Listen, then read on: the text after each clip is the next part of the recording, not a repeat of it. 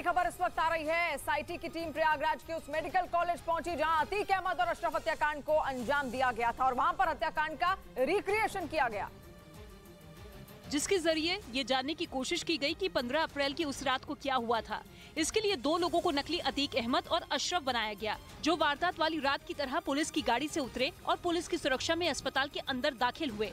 तभी मीडिया कर्मियों ने दोनों को रोक लिया और तभी अतीक और अशरफ से सवाल जवाब होने लगा कि अचानक से हमलावर पहुंच गए और फायरिंग कर दी, जिसमें अतीक और अशरफ बने दोनों लोग जमीन पर गिर गए और हमलावर गोली बरसाते रहे। ये रिक्रिएशन बिल्कुल वैसे ही अंजाम दिया गया जैसे 15 अप्रैल की रात को हुआ था और इसके जरिए हत्याकांड से जुड़े सुराग जुटाने के साथ साथ पुलिस की मुस्तैदी को भी समझने की कोशिश हुई। क्योंकि अतीक अहमद और अशरफ की जब हत्या हुई उस वक्त दोनों पुलिस कस्टडी में थे, जिसके बाद पुलिस की कार्यशैली पर भी सवाल उठने लगे थे। ऐसे में रिक्रिएशन के जरिए वारदात के बाद पुलिस ने क्या कदम उठाए ये जानने की कोशिश हुई, जिसमें हमलावर बने तीनों लड़कों ने हथियार फेंक दिए और फिर पुलिस ने उनको हिरासत में ले लिया। रिक्रिएशन में वारदात के वक्त हुई अफरा तफरी के माहौल को फिर से दिखाया गया और इसकी पूरी वीडियोग्राफी भी की गई। सिर्फ प्रयागराज ही नहीं, कौशाम्बी में भी अतीक अहमद की शाइस्ता परवीन की तलाश लगातार की जा रही है। कौशाम्बी में गंगा के तराई इलाकों में पुलिस ने सर्च ऑपरेशन चलाया, क्योंकि पुलिस को सूचना मिली थी कि शाइस्ता परवीन गंगा के तराई इलाकों में छिपी हुई है, जिसके बाद इस इलाके में भारी पुलिस फोर्स के साथ सर्च ऑपरेशन चलाया गया। कई घरों की तलाशी ली गई तो ड्रोन कैमरों की मदद से भी चप्पे चप्पे की चेकिंग की गई। पलाना और उसके आसपास के गांव, कछार और खेतों में, बागों, बगीचों में आज एक सर्च ऑपरेशन हम लोगों ने चलाया था, जो उच्चाधिकारियों के निर्देश पे था। गंगा के तराई इलाकों में पुलिस और पीएसी के जवानों ने सर्च ऑपरेशन चलाया, लेकिन यहाँ से भी उन्हें खाली हाथ लौटना पड़ा।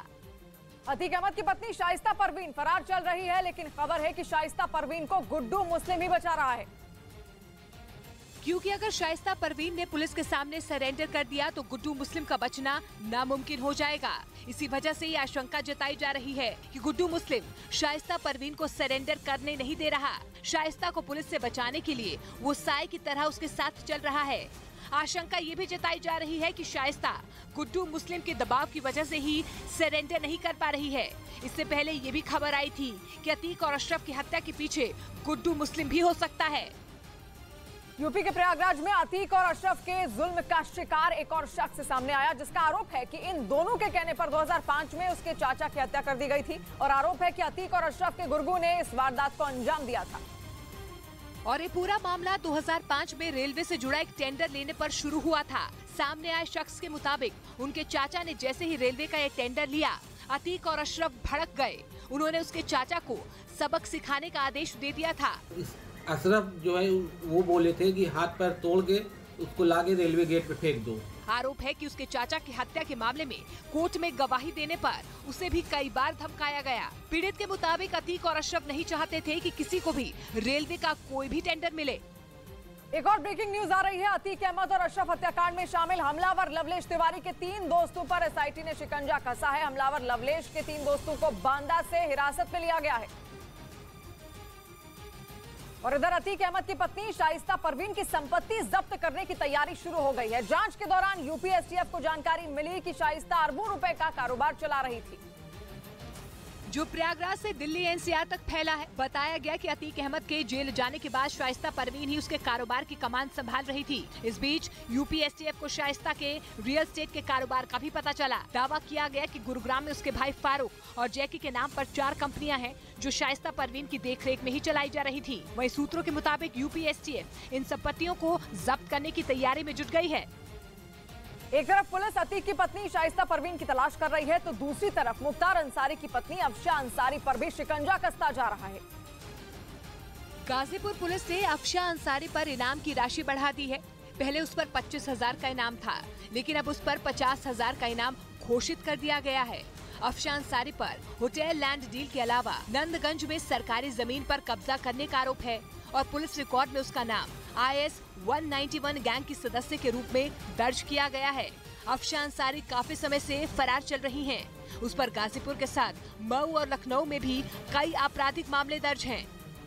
अतीक गैंग के बाद अब मुख्तार अंसारी की फैमिली की टेंशन बढ़ गई है। हेट स्पीच मामले में मुख्तार के बेटे अब्बास अंसारी को बड़ा झटका लगा है।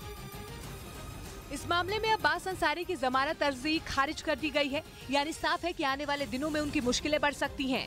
अब्बास अंसारी ने 3 मार्च 2022 को विधानसभा चुनाव के प्रचार के दौरान सरकार आने पर अधिकारियों को हिसाब किताब करने की धमकी दी थी, जिस पर चुनाव आयोग ने सख्त रुख अपनाया था और अब्बास अंसारी के खिलाफ मऊ कोतवाली में FIR दर्ज करवाई गई थी और पुलिस ने भी अपनी जाँच में अब्बास अंसारी को हेट स्पीच का दोषी पाया था।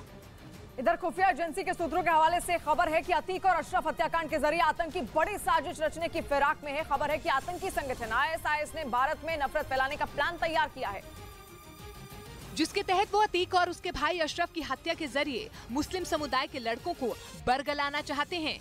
सूत्रों के मुताबिक आईसिस की साइबर सेल पाकिस्तान, UAE, तुर्की और सऊदी अरब से भारत में नफरत फैलाने के लिए संदेश भेजने में जुटी है।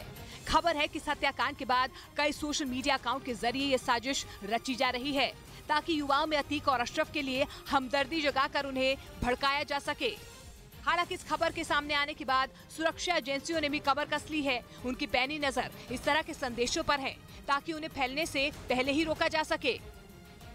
अतीक और अशरफ की हत्या करने वाले शूटरों को लेकर बड़ा पर्दाफाश हुआ है। बताया गया कि हमलावरों का जितेंद्र गोगी गैंग से कनेक्शन था, जिसने उन्हें हथियार मिले, जो हथियार बनाने में माहिर थे और पंजाब से हथियारों की तस्करी करते थे। और इसी गैंग से कानपुर का रहने वाला बदमाश बाबर भी जुड़ा हुआ था, जिसे लेकर दावा किया गया है कि बाबर ने ही अतीक पर हमला करने वाले शूटरों को हथियार मुहैया करवाए। एक और दावा किया गया कि जितेंद्र गोगी गैंग इन तीनों शूटर से दिल्ली NCR में बड़ी वारदात को अंजाम दिलवाना चाहता था, लेकिन गैंग के सरगना जितेंद्र गोगी की 2021 में दिल्ली के रोहिणी कोर्ट में हत्या हो गई। लेकिन तीनों शूटरों की चाहत अपराध की दुनिया में बड़ा नाम कमाने की थी और दावा किया गया कि तीनों शूटर लॉरेंस बिश्नोई की तरह गैंगस्टर बनना चाहते थे और इसी वजह से वो दिल्ली के गोगी गैंग के संपर्क में आए और बाद में चलकर अतीक और अशरफ की हत्या का प्लान तैयार किया, जिसे अंजाम देने के लिए वो 13 अप्रैल को लखनऊ से बस के जरिए प्रयागराज पहुंचे। उनका प्लान तो अतीक और अशरफ को 14 अप्रैल को ही कोर्ट में पेशी के दौरान ढेर कर देने का था, लेकिन पुलिस की कड़ी सुरक्षा और भीड़ की वजह से वो कामयाब नहीं हो पाए, जिसके बाद उन्होंने कॉल्विन अस्पताल से 1.5 किलोमीटर दूर रेलवे स्टेशन के सामने होटल में कमरा लिया और वहीं रुके और होटल के कमरे में रहते हुए कॉल्विन अस्पताल की रेकी की। और बताया जा रहा है कि पुलिस की जांच में आरोपियों के मोबाइल से कॉल्विन अस्पताल के वीडियो मिल सकते हैं, जो उनके फुल प्रूफ प्लान का पर्दाफाश करने के लिए अहम कड़ी साबित हो सकते हैं। हमलावरों ने एक दूसरे से संपर्क करने के लिए 2 मोबाइल फोन भी खरीदे थे, लेकिन सिम कार्ड के लिए फर्जी पहचान पत्र नहीं जुटा पाए। तीनों शूटर अतीक की हत्या करने के लिए मीडिया कर्मी बनकर आए थे। जितेंद्र गोगी गैंग से कनेक्शन की वजह से ही उन्हें NCR चैनल की ID और कैमरा मिला और 15 अप्रैल को तीनों शूटर ने अतीक और अशरफ की तब हत्या कर दी जब उन्हें मेडिकल जांच के लिए प्रयागराज के कॉल्विन अस्पताल ले जाया जा रहा था। और उधर खबर है कि अतीक और अशरफ की हत्या के बाद अशरफ की पत्नी ने खुदकुशी की कोशिश की थी, उसने जहर खा लिया था, जिसके बाद उसे गंभीर हालत में प्रयागराज के एक अस्पताल में भर्ती करवाया गया, लेकिन पुलिस के डर की वजह से बाद में उसे एक गांव में ले जाया गया, जहां 2 दिनों तक उसका इलाज किया गया था।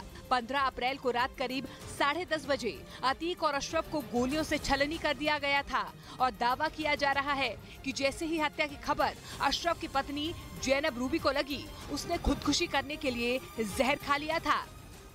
अब खबर बिहार से। बिहार में जातिगत जनगणना के काम में टीचर जुटे हुए हैं और तो वहीं बच्चों को जिम्मेदारी दी गई है कि वो खुद भी पढ़ें और पूरी क्लास को भी पढ़ाएं।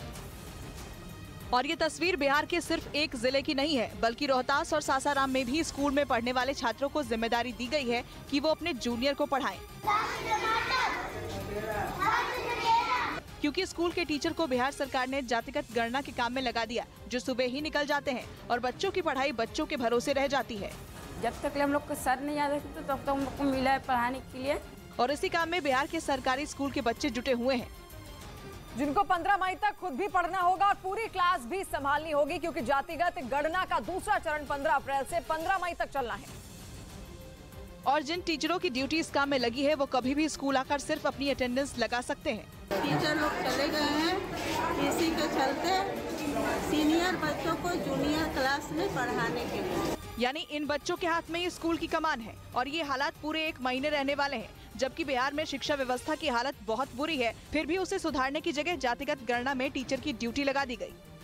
और इस बीच महाराष्ट्र के लातूर में बड़ा हादसा होने से टल गया। केमिकल से भरा ट्रक पलटने से हड़कंप मच गया और फिर ट्रक में लदे कंटेनर से केमिकल लीक होने लगा, जिससे ट्रक के एक हिस्से में आग के साथ धुआं उठने लगा। घटना के बाद इलाके में भगदड़ मच गई। लोग इधर उधर भागने लगे। ट्रक में मौजूद ड्राइवर ने किसी तरह ट्रक से कूदकर अपनी जान बचाई। वहां मौजूद लोगों ने घटना की जानकारी पुलिस और दमकल विभाग को दी। जानकारी मिलने पर पहुंची पुलिस और दमकल की टीम ने इलाके को पूरी तरह सील कर दिया और आग बुझाने में जुट गए। वहीं गनीमत ये रही कि हादसे में किसी की जान नहीं गई। उधर राहुल गांधी को कोर्ट से बड़ा झटका लगा है। सूरत सेशंस कोर्ट ने मानहानि मामले में हुई राहुल की सजा रद्द करने की अपील खारिज कर दी, जिसके बाद सूरत कोर्ट ने राहुल की 2 साल की सजा को बरकरार रखा। राहुल गांधी आपराधिक मानहानि केस में दोषी पाए गए थे, जिसके बाद 23 मार्च को कोर्ट ने उन्हें 2 साल की सजा सुनाई थी। सजा की वजह से 24 मार्च को राहुल गांधी की लोकसभा सदस्यता भी चली गई थी। राहुल गांधी ने सजा पर रोक लगाने की मांग की थी। वहीं राहुल गांधी की अपील खारिज होने के बाद बीजेपी ने बड़ा हमला बोला है। बीजेपी नेता संबित पात्रा ने कहा कि गांधी परिवार के घमंड पर गहरा आघात लगा है। जो गांधी परिवार ये सोचती है कि हम कुछ भी कर लेंगे और हमारा कुछ नहीं बिगड़ेगा, आज सूरत के एपीलिएट कोर्ट से ये सिद्ध होता है कि कानून सबके लिए बराबर का है और कानून किसी के लिए भी अलग नहीं हो सकता है। उधर दिल्ली के चिड़ियाघर में सफेद बाघिन के शावकों को बाड़े में छोड़ा गया। केंद्रीय पर्यावरण, वन और जलवायु परिवर्तन मंत्री भूपेंद्र यादव ने इन्हें रिलीज किया और इन जुड़वा शावकों का नामकरण भी किया। बाघिन सीता के दोनों बच्चे अब अवनी और व्योम के नाम से जाने जाएंगे। आज माननीय मंत्री जी ने इनको बाड़े में रिलीज किया है। अभी पहले अस्पताल में और क्वारंटाइन बाड़े में रखे गए थे। इनका जन्म 8 महीने पहले दिल्ली के ही चिड़ियाघर में हुआ था। छोटे होने की वजह से दोनों को अस्पताल और क्वारंटीन बाड़े में रखा गया था। अब बाड़े में आने के बाद ये खूब उछलकूद करते दिखे। चिड़ियाघर आने वाले लोग भी अब इन्हें देख पाएंगे। इधर चीन की सेना के 74वें स्थापना दिवस पर उसकी मीडिया ग्लोबल टाइम्स ने एक वीडियो जारी किया है, जिसमें ताइवान से चल रहे तनाव के बीच चीन ने दुनिया को अपनी ताकत दिखाने की कोशिश की। और इस 3D एनिमेशन वीडियो में चीन के युद्धपोत और एयरक्राफ्ट कैरियर नजर आए। इसके अलावा लड़ाकू विमान भी आसमान में उड़ान भरते दिखे और दूसरे हथियारों का भी प्रदर्शन किया गया, जिसके जरिए चीन की सेना ने अपनी ताकत दिखाई। इस बीच झारखंड में धनबाद के भोक्ता पर्व मेले में चाउमीन और चाट खाने से 20 से ज्यादा बच्चे और कई लोग बीमार हो गए, जिसके बाद आनन फानन में सभी को अस्पताल लाया गया। इतनी संख्या में मरीजों के आने से अस्पताल में अफरा तफरी मच गई। पूरे अस्पताल परिसर और इमरजेंसी वार्ड मरीजों से भरा दिखाई दिया। कुछ मरीजों की हालत गंभीर बताई गई, लेकिन मुश्किलें तब बढ़ गयी जब अस्पताल में बच्चों को इलाज के लिए बेड भी नसीब नहीं हुआ। ऐसा इसलिए हुआ क्योंकि भर्ती होने वाले मरीजों की संख्या बहुत ज्यादा थी।